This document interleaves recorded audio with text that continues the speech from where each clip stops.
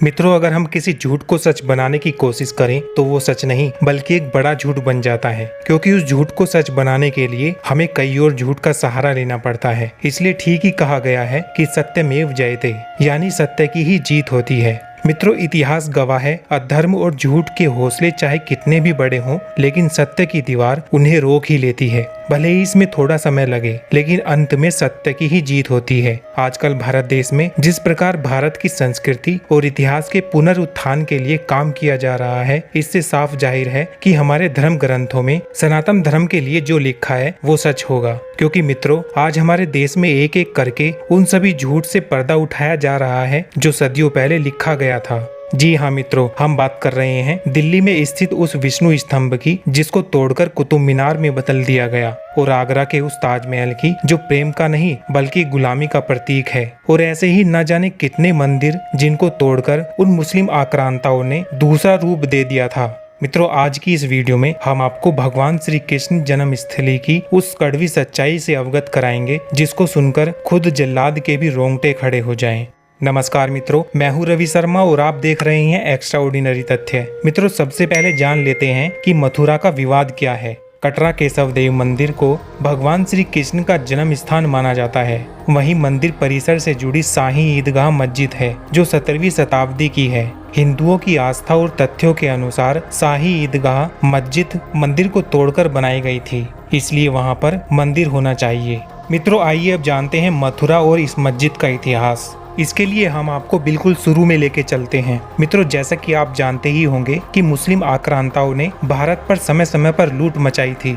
इनमें से मोहम्मद गजनबी ने साल 1017 में मथुरा पर हमला किया और उसने 1 या 2 दिन नहीं बल्कि पूरे 21 दिनों तक मथुरा को लूटा। मित्रों, अब कुछ महाज्ञानी लोग बोलेंगे कि क्या मैं उस वक्त वहाँ था या फिर मैं कोई इतिहासकार हूँ जो ये सब बात बता रहा हूँ। तो उनको मैं बता दूं, ये मैं नहीं बल्कि उस समय के एक ईरानी इतिहासकार थे, उल उतवी। उन्होंने अपनी किताब तारीखे यामिनी में जो लिखा है उसी को मैं आपको बता रहा हूँ। मित्रों, इस बुक में उसने लिखा है कि शहर के दोनों छोरों पर हजारों घर थे जिनसे मंदिर जुड़े हुए थे। बाकी मंदिरों की तुलना में शहर के बीच में एक विशालकाय मंदिर था जिसका वर्णन नहीं किया जा सकता। उतवी ने लिखा कि अगर कोई इसके बराबर की इमारत बनाना चाहता है तो वो सैकड़ों हजार दिनार खर्च करके भी नहीं बना सकता, और अगर इसे बनाने में सबसे अनुभवी और कुशल कारीगरों को भी लगा दिया जाए तब भी ऐसी इमारत 200 साल में नहीं बन सकती। तो सोचिए कितना भव्य मंदिर रहा होगा वो। मंदिर की मूर्तियों में से 5 मूर्तियां लाल सोने से बनी हुई थी और 15 फीट ऊंची थी, और मूर्तियां हवा में बिना किसी आधार के थी। इनमें से एक मूर्ति की आंख में 2 रूबी लगी हुई थी। अगर कोई इनको बेचना चाहे तो उसे 50,000 दिनार तक मिल सकते हैं। ध्यान रखना मित्रों, ये उस समय की बात हो रही है, आज तो इनकी कीमत आंकना काफी मुश्किल होगा। दूसरी मूर्ति में सफायर लगा हुआ था, जो पानी से ज्यादा साफ था और क्रिस्टल से भी ज्यादा चमकदार था। ये इतनी बड़ी और वजनदार मूर्तियां थी कि इन्हें बिना तोड़े इनका वजन नहीं मापा जा सकता था। इसके बाद उस लुटेरे गजनबी ने आदेश दिया कि सभी मंदिरों को जला दिया जाए और उनकी जमीन समतल कर दी जाए।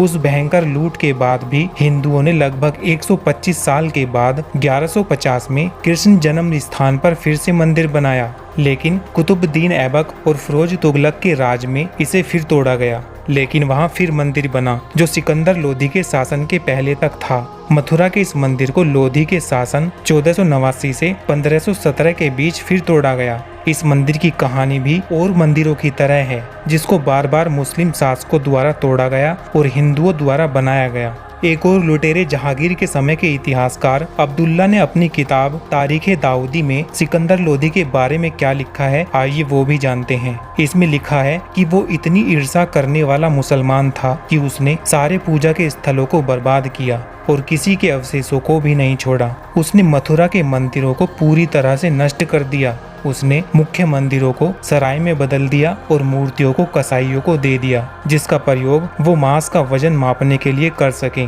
मित्रों, उसको हिंदू धर्म और हिंदू मंदिरों से इतनी नफरत थी कि उसने मथुरा के सभी हिंदुओं पर प्रतिबंध लगा दिया कि वो सिर और दाढ़ी नहीं मुंडवा सके। लेकिन वो भक्तों के हौसले को नहीं तोड़ सका और उन्होंने पूजा पाठ के लिए फिर से मंदिर का निर्माण किया। मित्रों, 16वीं सदी आते आते मथुरा में केवल कृष्ण जन्म स्थान वाला ही मंदिर बचा था।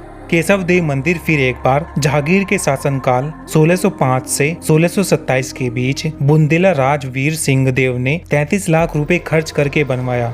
वो लोग मंदिरों को क्रूरता से तोड़ते थे और हिंदू जी तोड़ मेहनत से उनको फिर बनाते थे। मित्रों, ये मंदिर इतना शानदार बना था कि किताबों में इस मंदिर को वंडर ऑफ ईस्ट भी कहा गया और इतना भव्य था कि आगरा से देखने पर इसका शिखर नजर आता था। लेकिन फिर औरंगजेब का समय आया और मथुरा पर औरंगजेब के फरमान 1665 में होली दिवाली मनाने पर रोक लगाई। मित्रों, ये वही औरंगजेब है जिसने हजारों मंदिर को तुड़वाया, हिंदुओं के धर्म परिवर्तन करवाए और ये अभी जितने भी विवाद चल रहे हैं, चाहे वो ज्ञानवापी हो या और कोई, सब उसी की देन है। उसने यमुना घाटों पर अंतिम संस्कार पर रोक लगाई। 1669 में मंदिरों पाठशालाओं को तोड़ने का फरमान दे दिया और 1670 में मथुरा मंदिर को तोड़ने का खास फरमान भी दे दिया। औरंगजेब ने मंदिरों में किस तरह तबाही मचाई वो सब साखी मुस्तैद खान ने मासिरे आलमगिरी में साफ साफ लिखा है कि मथुरा की सभी छोटी बड़ी मूर्तियों को जिनमें कीमती हीरे जवाहरात लगे थे उन्हें आगरा भिजवा दिया और बेगम साहिब की मस्जिद की सीढ़ियों के नीचे दफन करवा दिया। और फिर उसने फरमान जारी किया कि मथुरा का नाम बदलकर इस्लामाबाद कर दिया जाए। और ये सब हुआ भी था उस दौर में जब भगवान कृष्ण की मथुरा को इस्लामाबाद बनाया गया और मंदिर की जगह पर ईदगाह बनाई गई, जिसके बारे में एक ब्रिटिश इंजीनियर अलेक्जेंडर कनिंघम ने 1862 में लिखा कि इसमें कोई संदेह नहीं है कि इस जगह पर भगवान कृष्ण का विशाल मंदिर था जो कई बार ध्वस्त किया गया और कई बार बनाया गया। जिन पत्थरों का प्रयोग मस्जिद के किनारों को बनाने के लिए किया गया था उससे पता चलता है कि यहाँ मंदिर 1663 में खड़ा था। मस्जिद के अंदर इस्तेमाल किए गए पत्थरों पर हिंदू कलाकृतियां थी जो कि नागरी लिपि में लिखी गई थी। इसके बाद अंग्रेजी शासन में मथुरा विवाद कानूनी विवाद बन गया। अंग्रेजों ने 1815 में कटरा केशव देव की जमीन की बोली लगाई और बनारस के राजा पत्नी मल ने इसे खरीदा, लेकिन मुस्लिमों से कानूनी लड़ाई के कारण वो मंदिर का निर्माण नहीं करवा पाए। इसके बाद 1944 में पंडित मदन मोहन मालवीय जी ने जमीन अधिग्रहण की योजना बनाई और फिर जुगल किशोर बिड़ला ने ट्रस्ट बनाया जिसे इस जमीन का मालिकाना हक ट्रांसफर किया और इसके बाद 1965 में कृष्ण जन्म स्थान पर मंदिर बनकर तैयार हो गया। लेकिन अब यह विवादित क्षेत्र बन चुका है क्योंकि जन्मभूमि के आधे हिस्से पर ईदगाह है और आधे पर मंदिर। मित्रों, जैसा कि आप सभी जानते ही होंगे कि भगवान श्री कृष्ण का जन्म स्थान कंस का कारागार था और आज की डेट में कंस का कारागार ईदगाह के नीचे है। भगवान श्री कृष्ण का जन्म स्थान हिंदुओं के लिए पवित्र है, इसलिए पूरी 13.37 एकड़ जमीन हिंदुओं को दी जाए और वहां से शाही ईदगाह को हटाया जाए, ऐसा हिंदुओं का मानना है। मित्रों, ऐसा भी दावा किया जाता है कि मथुरा में शाही ईदगाह का निर्माण प्राचीन मंदिर की सभा मंडप पर किया गया है।